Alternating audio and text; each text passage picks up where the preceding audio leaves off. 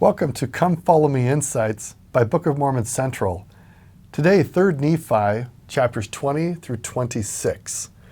And really exciting chapters. We're going to begin with kind of a larger perspective of God's promises and His work. And we're going to spend some time talking together about what God is actually doing here and why Jesus is speaking very specifically about His work.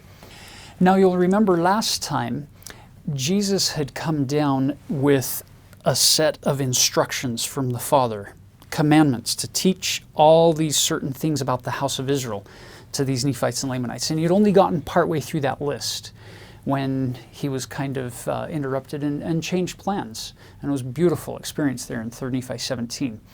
Well, now it's day 2. He's back, and notice what he says in chapter 20, verse 10.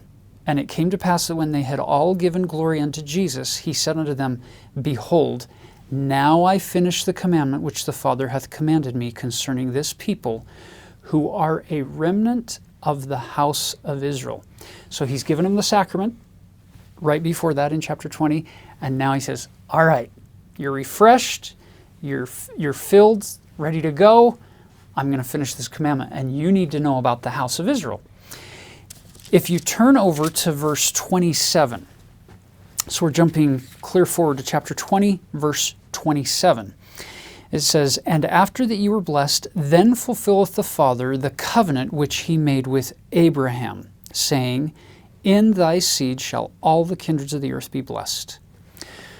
Brothers and sisters, that passage, that promise that God gave to Abraham, that it's through you and your seed that all kindreds, nations, tongues, and people will be blessed, that is one of only 2 scriptures that I know of. I'm sure there are probably others, but those are 2 that I know of that are contained in all 4 standard works. And in that particular case, it's not just standard works, but it's Old Testament, New Testament. So Bible has it in both, Old and New Testament, but also Book of Mormon, Doctrine and Covenants, Pearl of Great Price. Ironically, the other one that's included in all 4 standard works, Bible, Book of Mormon, Doctrine and Covenants, Pearl of Great Price, is going to come in the end of this lesson. So we're going to get both of them today. It's the passage from Malachi, chapter 4, verse 5 and 6. So we'll get that towards the end of the lesson. But let's pick up this one. Here's the key. God promised Abraham some things. And these blessings, this covenant, wasn't just for Abraham. It was through Abraham and through his family that all nations, kindreds, tongues, and people would be blessed. You'll notice that you start this story with the Jews, this family of Israel that we've given this label to. The Jews, the Israelites. Now, what happens? All the kindreds of the earth are going to be blessed from this covenant given to this family. How does God do that? When they stay really, really homogeneous. They stay very faithful to marrying only in the covenant. Well, they come into the promised land. So here's Jerusalem. Here's Nazareth, where Jesus was raised most of his growing years. Just a quick overview. Abraham's seed comes in and takes the promised land. Later on, it divides into 2 kingdoms, the northern and the southern kingdom. You have 10 tribes up north. 721 BC, you have Assyria comes in and carries the northern 10 tribes captive. What do they take with them? They take with them memories, stories, in some cases scriptures, the Jewish scriptures, these perspectives, and it now goes out, so we have scattered Israel. And they take with them these blessings of the covenant in memory to one degree or another. Then what happens? The Gentiles, the non-Israelites that they live among, have the opportunity to be exposed to these things. Same thing happens in the New Testament. the Jews are taken in 68, 69, and 70 AD, and they're scattered again. So 30 some odd years after Jesus' crucifixion and resurrection, we get another scattering, this time of the Jews who are living in Jerusalem, and they take with them their, what we would call not just the Jewish scriptures of the Old Testament, but the letters and the writings that now have become our New Testament. So Paul goes on this mission predominantly among the Gentiles. What is he taking? A knowledge of God's covenants, a knowledge of Jesus Christ. And it's scattering this to the Gentile nations in Greece and Rome and Spain, or Italy, not Rome, and Spain and other regions in Turkey and Asia and down south. And as a reminder, covenant sometimes is a word that seems kind of a little bit over our heads. It really just means a promise. And we all know about promises. We make promises to those that we love. Whenever you pay a bill, like with a credit card, you sign your name. You're making a promise to pay that money off. And what's interesting here in Genesis 12, 1-3, God comes to Abraham and gives him promises. God is the one who will fulfill the promises. God doesn't go to Abraham and say, Abraham, I want you to do these promises. God says, I will fulfill these promises. And this is the work that Jesus has been assigned to do, to teach people how God has and will fulfill these promises. This is why the Book of Mormon is such a crucial revelation for us to understand God's work. And if you want to understand what God is focusing on and what his plan of salvation is, his promises are summarized right here in Genesis 12, 1-3. So as we continue today, listen to how Jesus teaches what God will do to fulfill promises that he'd made centuries before that now have become available throughout the entire world and not just to the Jews and the Israelites. Which, by the way, if you stop and think about that, we want desperately to be a covenant-keeping people. We want to be more like God. We want to be more like the Savior, Jesus Christ. Well, they keep their promises. They don't tell you they'll do something and then, never mind, I'm not going to do that. They never break their promises, and yet we do. But as we want to be more like him, let's start there with focusing on the promises that we've made and strive like never before to keep them in this covenant relationship. Now, notice the flow here. So you have the Book of Mormon people who are a remnant of the house of Israel. They're scattered Israel. They've left the homeland. They've come over to the New World, to the Americas. Nephi on down, they see themselves as a part of scattered Israel. Now here's Jesus who comes to these other sheep, and he's teaching them about who they really are, who God really is, and what their role is. And then he, in chapter 20 and 21, he is giving them this overview lesson of the whole house of Israel, and it's beautiful. Pay close attention to these different groups of people as you go through chapter 20. Because what happened is Israel broke their promise. They broke their covenant with God, turned their back on him. So look at it this way, to summarize. You have this family that's given all of these blessings, privileges, that they're promised priesthood power, posterity, possessions, all the land. They're promised all these amazing things. Then they break their side of all of those promises. They've turned their back on God, symbolically, so they're scattered. And now they find themselves among people who hear some of their stories, who hear the narrative flow of what God has done for that people in the past. And that group becomes interested and they turn to God. So when Paul goes out and teaches, you get the Gentiles who are God-fearers. They turn to God and they want to become converts to this Christian cause that's being preached. And it's beautiful because now you get the rise of the Gentiles as they come into this covenant as well, that came to them through this scattering effort. Which fulfills what God was saying, that in thy seed will all the peoples of the earth be blessed. And that was the promise here, that God actually made use of the unfaithfulness of his people to actually eventually help all people to know him. I just love how God does his work. Beautiful.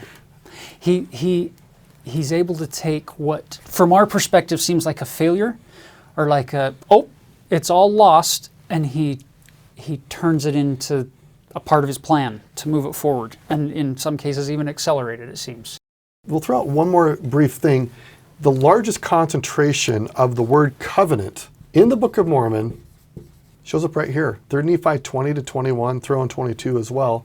If you want to understand God's covenants, what we're talking about here, 3 Nephi 20 through 22, the largest concentration of the word covenant throughout the Book of Mormon. Now watch as you go through chapter 20 initially. Watch how the Gentiles rise up because they've turned to God. They trust in the God of Israel. And he's blessing them. It's the ultimate element of the covenant is where he says, I will be your God. And the nutshell definition is, you will be my people. Well, now you have his people saying, we don't want to be your people anymore. But the Gentiles saying, we'd like to be your people. And so he treats them like their God. And you get the rise of the Gentile nations. And then in chapter 20, you're going to notice that something happens with those Gentile nations. They become so prosperous that they don't want him to be their God anymore. They want money or power or prestige or whatever to become their God. And then the promise says he will then turn back to those who had been scattered, and eventually back here, so that the first shall be last and the last shall be first in this flow. Well, brothers and sisters, we're living in a day when the Gentiles and the Gentile nations of the earth increasingly seem to be turning their back more and more on God. And so he's going to increasingly be turning more and more to scattered Israel and bringing them and remembering that covenant and bringing them in, and including to the Jews. Now, if you go to chapter 20, verse 29, he says, I will remember the covenant which I have made with my people, and I have covenanted with them that I would gather them together in mine own due time. So we've talked a lot about the scattering, but now in our day, in the latter days, the focus here in the Book of Mormon is on gathering gathering them back into the house of Israel. And notice it says, bringing them into the land of their inheritance, which is the land of Jerusalem. Notice verse 32. Then shall their watchmen lift up the tower. 33. Then will the Father gather together them and give them Jerusalem for the land of their inheritance. You could just write in the margin, that really kicks off in 1948 when the Jews get to return to the land of Israel. Verse 34, then shall they break forth into joy. 36, then shall be brought. 40, then shall they say. 41, then shall go forth. Brothers and sisters, what he's giving them is a this, then this, then this, then this. It's an ordered list of things that are going to happen leading up to the events preceding the second coming, regarding the Jews in Jerusalem in the old world. Now you turn over to chapter 21, and in verse 1 through 7 you come face to face with one of the most complex sentences in the entire Book of Mormon, or thoughts. This one complete thought in verse 1 through 7, but Jesus is taking multiple tangents and subtangents before he finally comes back around and answers his initial setup from verse 1. And it's going to take 7 verses to do this. Basically what he's saying is, Let me give you a sign that you'll know that God is beginning to fulfill His promise to then start this gathering process coming back this direction in the latter days. And by the time you get to the end of verse 7, you find out that the sign that Jesus is giving us from the Father is this right here. When you see this come forth, he says, then you know that God has begun to do His work. The momentum is now moving forward, and God is going to gather the elect out of the four corners of the earth for the last time. And we're going to fulfill all those promises which He made to Abraham. Now you'll notice that as you come down into chapter 21, the focus is more on scattered Israel and the New Jerusalem, where this one was more on the Jews and Old Jerusalem. Over in Israel, chapter 21 is more focused on New Jerusalem and the scattered Israelites. Notice verse 14. Yea, woe be unto the Gentiles, except they repent, for it shall come to pass in that day, saith the Father, that I will cut off thy horses out of the midst of thee, and I will destroy thy chariots. Your ability to move and to transportation and to have power and control and army kinds of things. Look at verse 15. I will cut off the cities of thy land and throw down all thy strongholds. These are strongholds of the Gentiles. And I will cut off witchcrafts out of thy land, and they shall have no more soothsayers. Just as a side note, often we in English read the word witchcrafts and we think only sorcery, like it kind of mentions soothsayers at the end of 16. The reality is in Galatians 5 in the New Testament it talks about witchcrafts being a part of the world. The Greek word there for witchcrafts is pharmakeia. It has to do with drug use in that regard, or in that context. And unfortunately, that is a big part of our world today. It's a tool of the devil to bind the minds and the hearts and to create addictions. And it's painful for if you have loved ones or if you yourself have struggled with drugs and those kinds of addictions. It's painful. But you'll notice there are some promises. All of this power is going to be cut off one day. And then he gives you all these other things that are going to be cut off. Look at verse 20. For it shall come to pass, saith the Father, that at that day whosoever will not repent and come unto my beloved Son, them will I cut off from among my people, O house of Israel. And then he jumps into a description of the New Jerusalem and the events leading up to the New Jerusalem in 23, verse 23.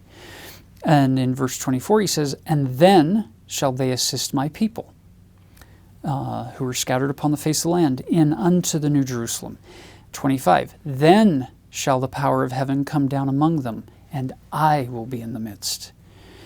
And then shall the work of the Father commence in that day. Brothers and sisters, once again, he gives you a this, then this, then this list for the New Jerusalem. But he doesn't tell you how the two from 20 and 21 combine together. He leaves them separate. Old Jerusalem, here's your list. New Jerusalem, here's your list of things that need to happen. This, then this, then this.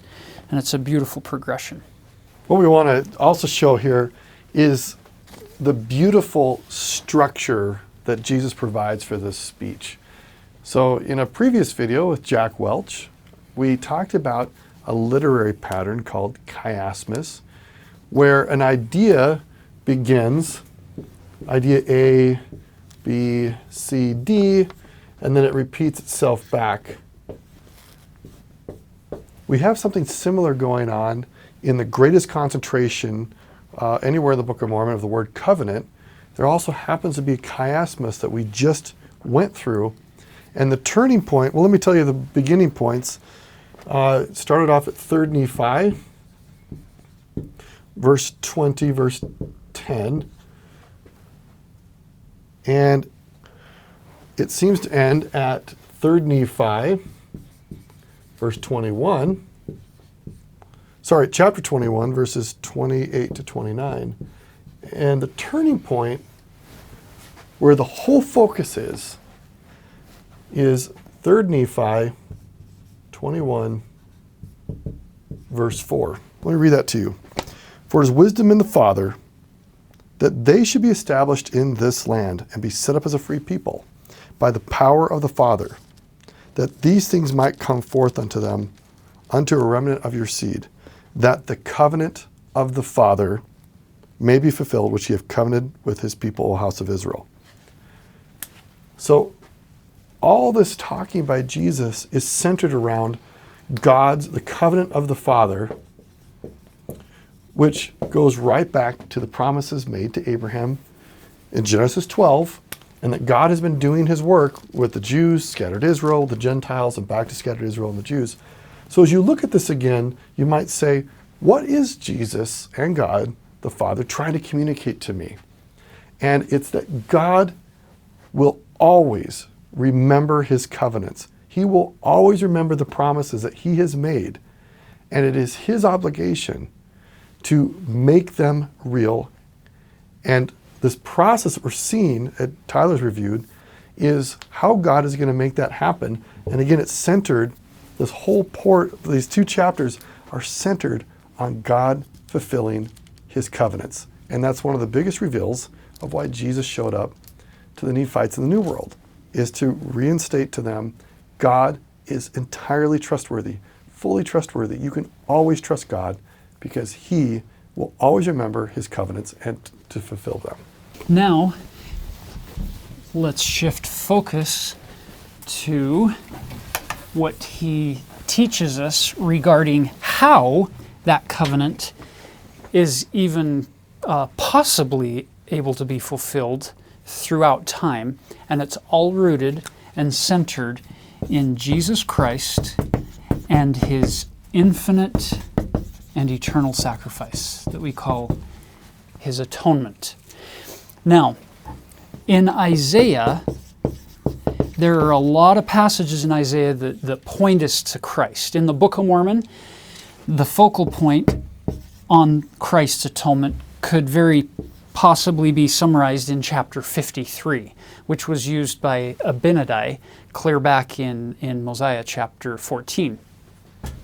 It's interesting, this is called the suffering servant chapter, where Christ, the greatest of all, comes down and he takes upon himself all of our infirmities, and with his stripes we are healed, and that beautiful chapter showing us what Christ would do. Here's the irony. Here's Jesus himself, after he's completed his atonement, speaking to Nephites and Lamanites, and back in chapter 20, he gave us a couple of passages or a couple of verses from Isaiah 52. Let me just point one of these out. If you go back to chapter 20, verse 44, so it's in this segment this little sequence that's being quoted from Isaiah 52. Verse 44 says, "As many were astonished at thee, his visage," or his countenance, his appearance, "was so marred more than any man, and his form more than the sons of men." It's interesting when you look at this passage in verse 44 where he's talking about his visage being so marred. The word marred in Hebrew, if you get to the underlying language in Hebrew, it's the same root word as he who is anointed. His visage is so anointed by God that he becomes so marred by man, just by switching out the vowels in the Hebrew. So here he is, this being who it's been prophesied would be so marred by man, performs this infinite atonement. Now he's teaching the Nephites and the Lamanites. And what does he do? He gives us chapter 54 in its entirety in 3 Nephi chapter 22. Notice the outcome of his atonement from 53. Notice how it starts. "And then shall that which is written come to pass. Sing, O barren, thou that didst not bear. Break forth into singing and cry aloud, thou that didst not travail with child? For more are the children of the desolate than the children of the married wife, saith the Lord. Brothers and sisters, it's as if Jerusalem or Judah or the house of Israel is symbolized by this woman who is sitting there feeling barren and desolate because her children have been scattered. They've been taken away out of her land and out of her home. And she's sitting there quite sad. And God's saying, lift up your head, rejoice, sing. Why? Look at verse 2. Enlarge the place of thy tent, and let them stretch forth the curtains of thy habitations. Spare not. Lengthen thy cords, and strengthen thy stakes. Stretch it out. Make your house bigger than it's ever been before. And she's like, I'm barren. Notice, for thou shalt break forth on the right hand and on the left, and thy seed shall inherit the Gentiles and make the desolate cities to be inhabited. So in this process of gathering, you're going to get more people coming into your house than you ever imagined. Verse 7, for a small moment have I forsaken thee, but with great mercies will I gather thee. Remember what we were talking about before, how they turned their back on God, and so he scattered them, he kicked them out of the land, and they broke the covenant, and so he kept those contractual agreements by spreading them throughout the world. For a small moment were they forsaken, but with great mercies will I gather thee. Verse 8, in a little wrath I hid my face from thee for a moment, but with everlasting kindness will I have mercy on thee, saith the Lord thy Redeemer. Brothers and sisters, this is really powerful to me when I think in a House of Israel global context. I love it. It makes me excited. But in my heart, I really love verse 7 and 8 because of what it means for little old Tyler Griffin. Because every time we sin, it's a symbolic scattering. Every time we repent, it's a symbolic gathering. Every time I willingly use my agency to do things I know I shouldn't do, I end up with verse 7, a small moment of feeling forsaken. But any time, and sometimes even before I've repented, I experience these great mercies from the Lord. You get this everlasting kindness that comes from the Lord, our Redeemer. So we can read these verses from Isaiah 54 in the big context and get great strength from them. But honestly, for me, my greatest motivation from these chapters comes at the I level, the me here and now.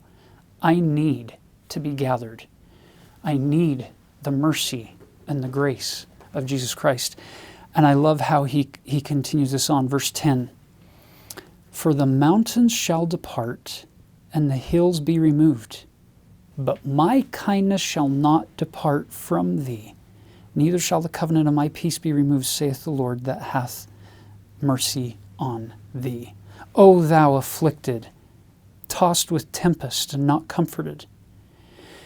I would imagine that there are many who watch these videos who are in the midst of all kinds of terrible storms, whether they be physical, mental, emotional, spiritual, financial, relational, on and on and on the list goes.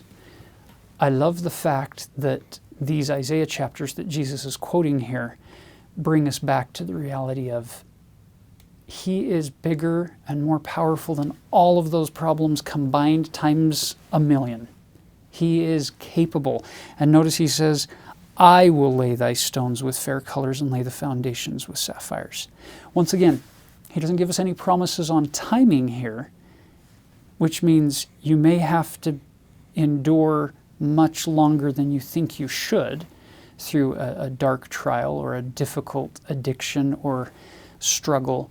But his promise is sure that it won't last forever if you'll turn to him and say, I want you to be my God, and I want to be thy people. Then there's the promise that you can move forward. These are such beautiful verses. I love the scriptures. I love the gospel. And look at this other verse, verse 9. For this the waters of Noah unto me, for I have sworn that the waters of Noah should no more go over the earth. So have I sworn that I would not be wroth or angry with thee. I think about that, I'm like, wait a second. Every time I see a rainbow, God has now just reinterpreted for us what the rainbow means. Originally it was, hey, I'm not going to destroy the earth.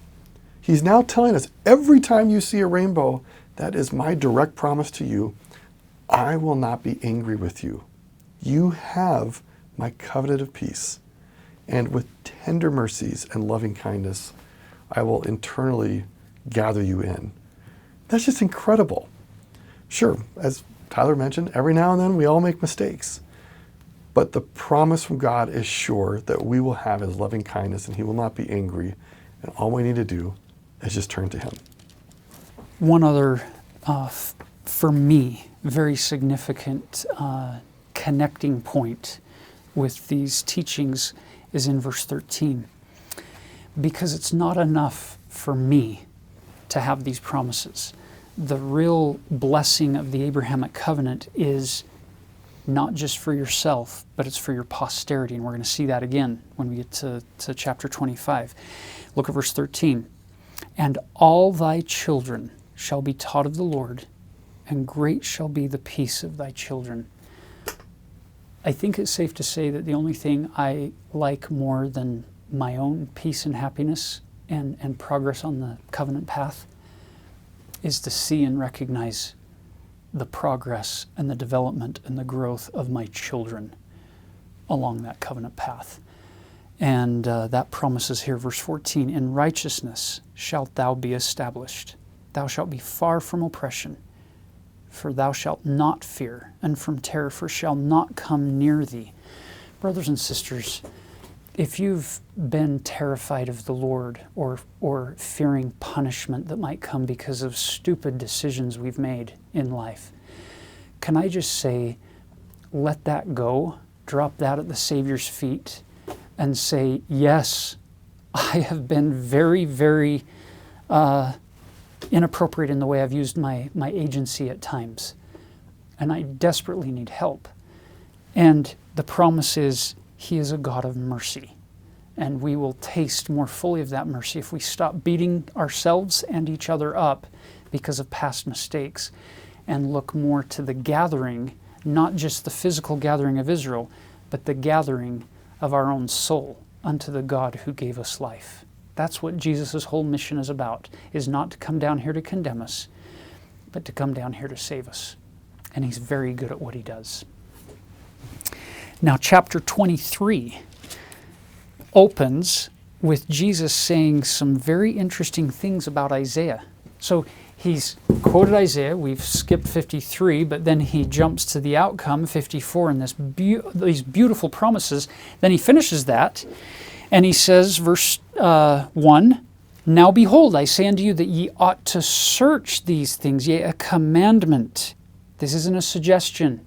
It's not a recommendation. It's a commandment, which commandments are given as part of covenantal agreements and covenantal connections, and he is the author and the finisher of that faith or that covenant that he's made with us.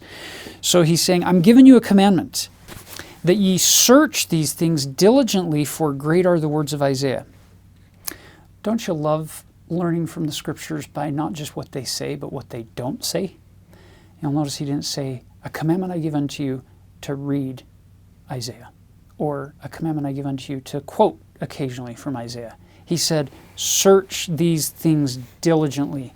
Brothers and sisters, if you just read Isaiah, you're not going to get much out of him. You have to search. You have to understand the covenantal language he's using. You have to understand some things about the lands that he's referring to and the people and the manner of prophesying among the Jews. And once those things become more and more native to our language, so to speak, the more we recognize that Isaiah truly was a prophet and seer of our Lord, that his words are so great that Jesus gave us a specific commandment to search them diligently, because Jesus is using the words of Isaiah, like he did the Book of Mormon, as a fulfillment prophecy to say, when you see all of the words of Isaiah begin to be fulfilled in the latter days, then you'll know God is accelerating the work. Basically, He's performing His covenantal obligations, His duties in that covenant for the last time in the latter days. Then he goes to the Scriptures and he asks Nephi to come forth, and he says, "Didn't I command Samuel, my prophet, Samuel the Lamanite, to prophesy unto this people, and the saints would arise from the dead and appear unto many," in verse 9? And it's not written in here.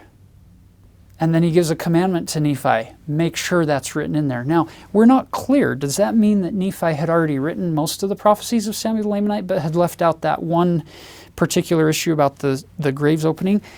He's not clear in the text. Or did he completely leave out all of Samuel the Lamanite's speech entirely, and it needs to be put in, including this part?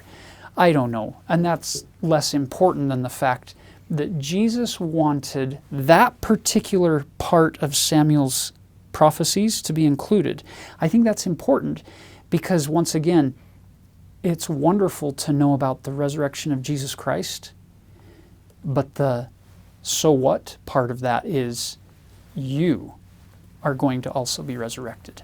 Once again, bringing it down to the I level, you and me level, to say we will be brought forth. And so Nephi rectifies that situation and puts that in, and gratefully we have Samuel's prophecies. Now, chapter 24, Jesus opens this chapter by telling them, there are scriptures that you didn't have with you when you came over. Because Malachi is our last prophet in our Old Testament, writing approximately 400 BC. Well, Lehi left Jerusalem 200 years before that. So he's not known to these people over in the Americas. So Jesus gives them two chapters, chapter 3 and chapter 4, which for us, in our KJV, King James Version of the Bible, are the last two chapters of the Old Testament. And they're rooted in covenants. Interesting. Covenants come back again. Look at verse 7. Now, before I jump into what we're going to talk about here with Malachi 3, let me just say this. Most people, when they think about Malachi 3, they just think about tithing and the commandment for tithing. But look at the context that leads into tithes and offerings. There's a reason for those, and it's not financial. Look at verse 7.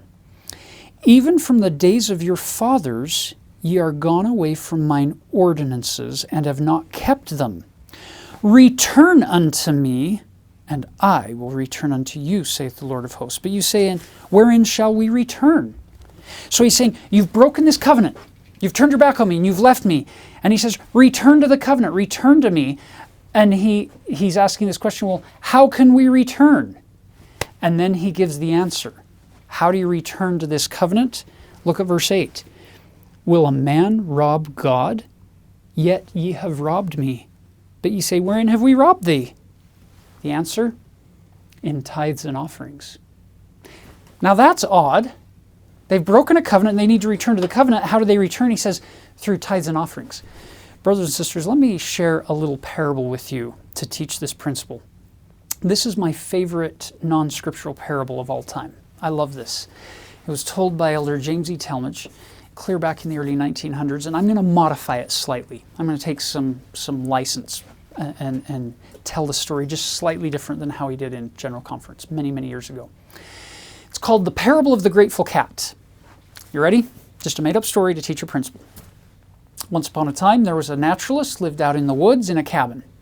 One day he's walking home, past a little pond near his home, and there are two neighbor boys who walk up to the pond carrying a picnic basket, followed by a mother cat. They set the picnic basket down. The first boy reaches into the basket and pulls out a brand new born baby kitten. Turns to the pond. Mother cat is going ballistic on the shoreline. She's not happy as the second boy is reaching in for another kitten. The naturalist stops them, says, hey, wait a minute. And he comes down and he knows that they're poor. So he says, can I buy them from you? They agree. He gives them some money. He takes the basket and goes to his cabin and they go home. Which direction does Mother Cat go? Pretty obvious she's going to follow the kittens. So he makes a little corner in his cabin with a blanket and provides some milk or cream for the mother cat. Doesn't think much of it. The next day, the naturalist has a house full in his front room of distinguished guests who have come as he's sharing some scientific findings. Halfway through his presentation, through the front door that's open, walks Mother Cat up the center aisle. She drops at his feet the biggest, the juiciest mouse you've ever seen. Fresh caught. She hasn't eaten any of it. She just freshly killed it and drops it at his feet, rubs up against his legs, then turns and walks very proudly back out the door.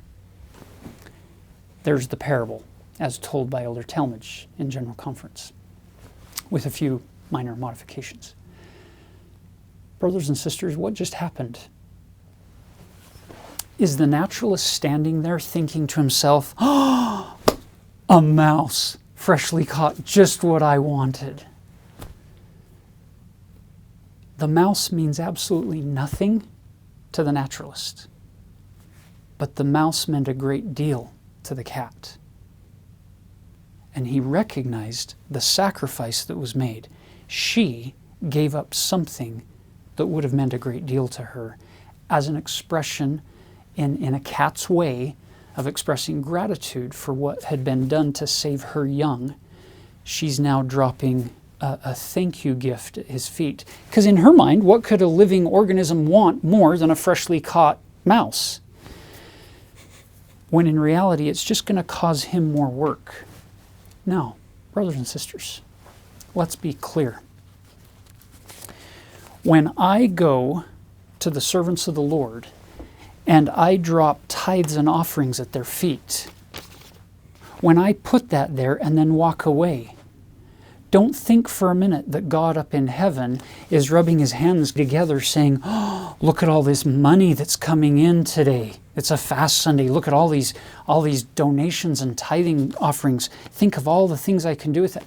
Brothers and sisters, this doesn't mean anything to God. He created all the world. This is nothing. And some would say, "Oh no, Brother Griffin, God needs this kind of stuff in order to run the church programs." As the creator of worlds without number, how hard would it be for him to go to our prophet and say, "You know that property that you own in such and such location? Just dig down 20 feet. And they dig down and find the world's biggest diamond mine that could solve any financial questions that could ever arise for hundreds of years to come. God could finance this church without even thinking about it. But he doesn't do it that way. He does it this way. It's part of the covenant, brothers and sisters. Tithes and offerings are not about dollar bills or currency in your own nation. It's about you saying, "God, I love thee more than I love this." Just like the cat saying, "Naturalist, I love you and I'm thankful for what you did, so I'm going to sacrifice something that means a lot to me as a sign of my gratitude to you." Now, let's follow this for just a second. What does God do with this when we drop this at his feet?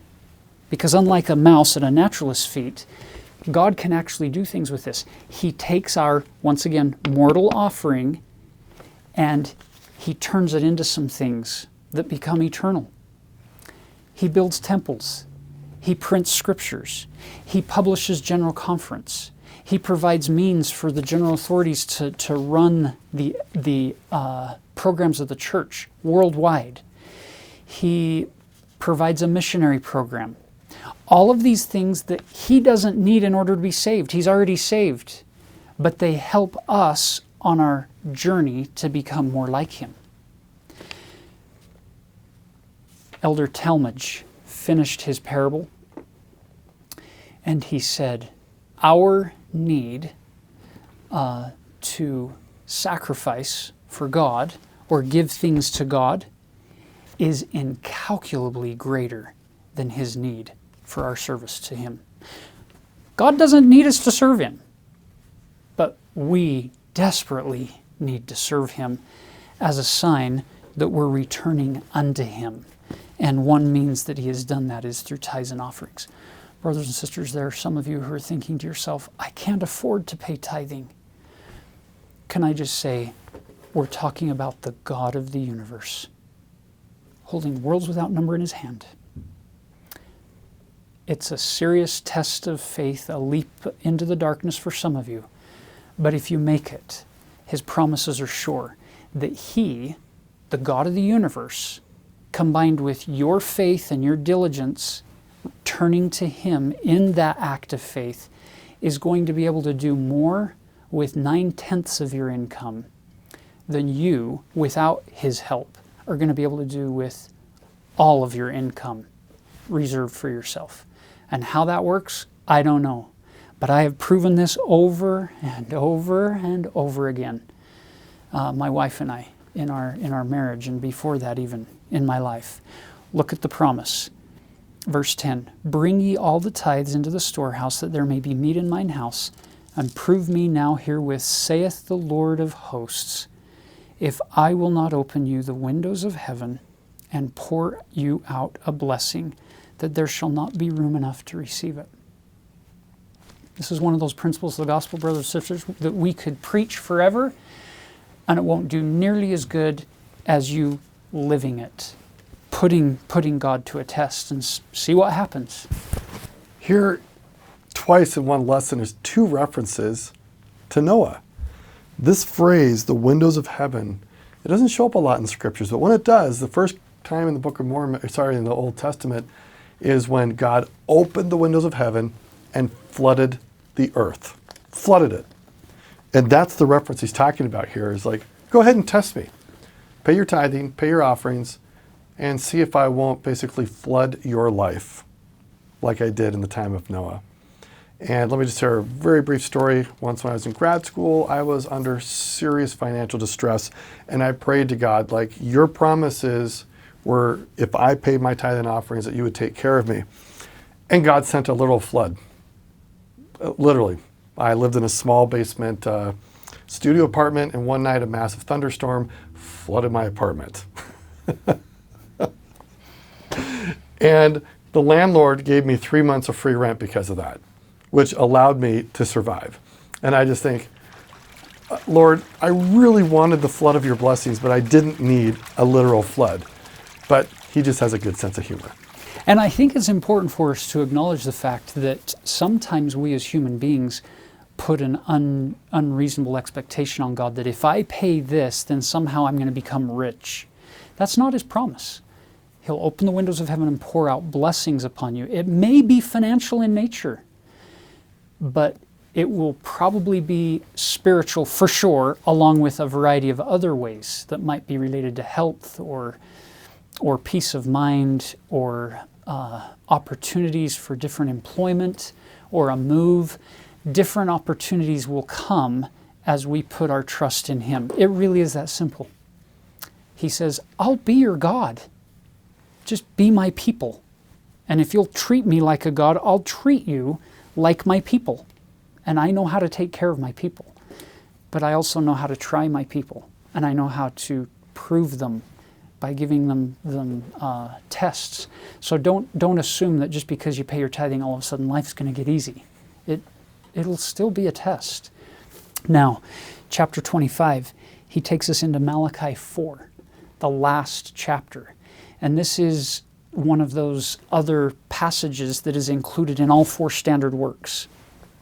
Verse 5 and 6. You'll notice here, verse 5, behold, I will send you Elijah the prophet before the coming of the great and dreadful day of the Lord. The Jewish tradition, the rabbinical tradition among Jewish people, is that before the Lord, the Messiah will come, that Elijah will come to turn the hearts of the fathers to the children, and the children to the fathers. That's why every Passover Seder service that they have, they leave a plate at the table that's set with food and a chair that's empty, ready for Elijah, and at a certain point they send people to the door to open the door to see if Elijah's there, because they believe that Elijah will come on Passover. That's rabbinical tradition among them. And it's been that way for millennia. Here's the interesting thing. On April 3rd, 1836, in the Kirtland Temple, Elijah did come, and he did bring keys and give them to Joseph Smith and Sidney Rigdon.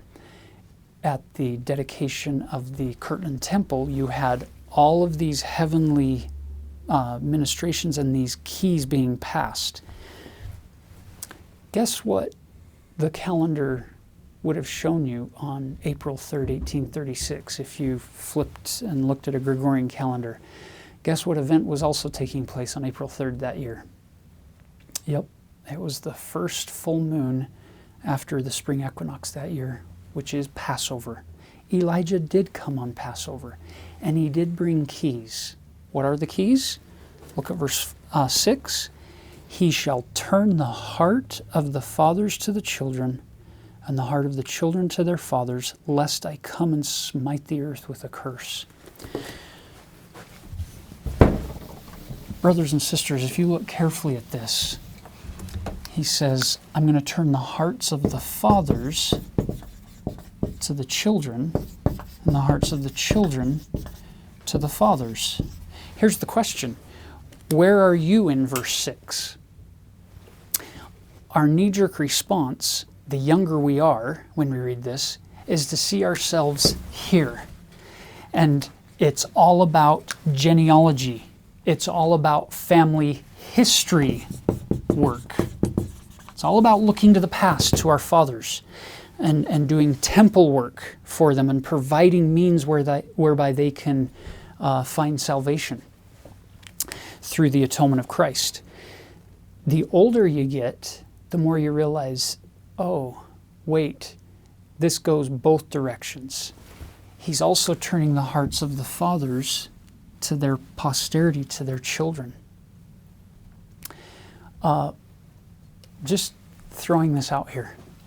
Sometimes we get so excited about family history work that if we're not careful, we can overlook family present work. Those living children of God who are with us right here, right now. Sometimes we can overlook them because we're so excited about what happened before.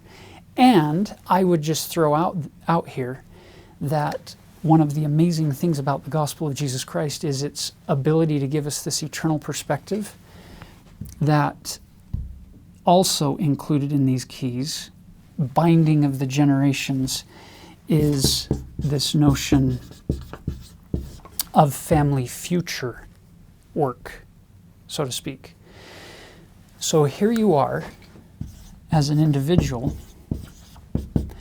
and you find yourself at this pivot point between, here we are in the present, between the past and the future, and we're one link in that chain. And we understand that there are people who, for a variety of reasons, don't get the opportunity to be literally biological parents or to adopt children in this life or to get married. God knows all things, and He'll provide means whereby nobody will be denied eternal blessings in this family sense eternally if they keep the covenant now.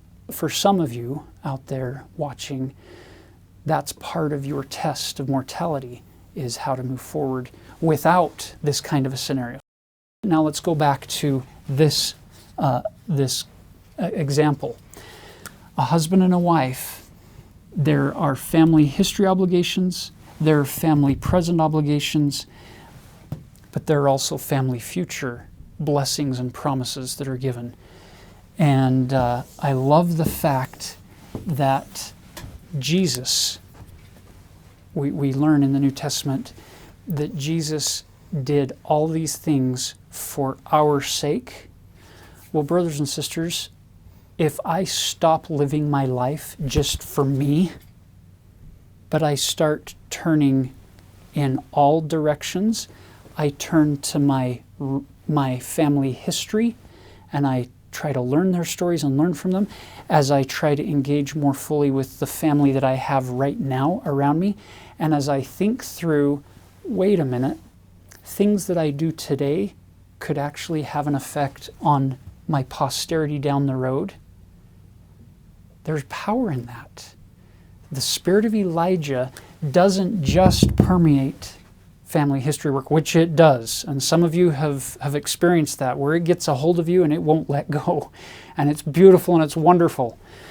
But I think it also has the power to help us see ourselves in this perspective of future posterity, and things that I do today can actually have a positive benefit on them down the road. And so I love that Christ is allowing us to see this final 2 verses of the Old Testament in this context with the Nephites and Lamanites, saying, if Elijah doesn't come and bring those keys, the whole earth is utterly wasted. We've totally wasted all of our time. But Elijah did come, and he did bring those keys, and we're not wasting our time. And God is gathering the elect out of the 4 corners of the earth. And he is inviting and encouraging all of us to return unto him. 3 Nephi 26, a beautiful chapter, basically closes Jesus' experiences with the people. And it's interesting how he concludes. He commands to make sure that things are written down. It's really hard to remember things unless there's a record. It is possible. Our memories can remember things. But it's easier when things are recorded. And he also encourages and focuses people on ordinances to put order into the gospel. And the most important order for him initially was, let's get people baptized. And it's interesting how at the end of the chapter, chapter 26, that people did all the things that Jesus commanded. In verse 20, this is 20 and 21, and they who were baptized in the name of Jesus were called the Church of Christ. So if you remember way back in 3 Nephi 11, one of the first things Jesus talks about is baptism. And here at the end of his time with the people, he focuses yet again on baptism. And we see this conclusion that people were baptized.